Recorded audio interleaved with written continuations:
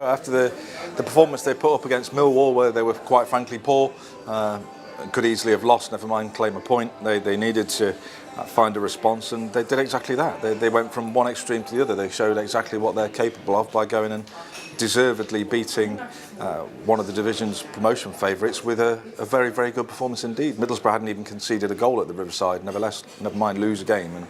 And Forest might have had one or two more. They played that well, and all of it was inspired by Joe Lolley, who scored one spectacular goal and set up the other for Lewis Grabban. And there was a little race in time for Lolley to be fit for the game as well, wasn't it?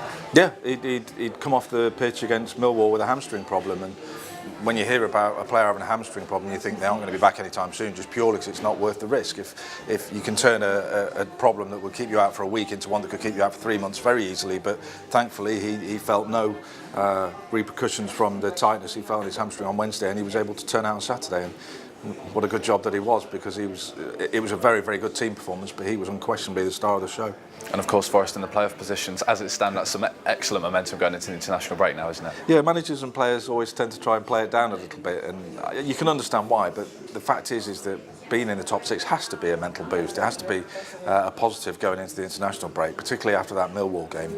It was all doom and gloom on Wednesday night, but you know, come Saturday evening, after they'd gone and got a brilliant result in the North East, the whole mood changed again, and now they've got 2 weeks to ready themselves and prepare for a tough game against Norwich. But they're 7 games unbeaten now.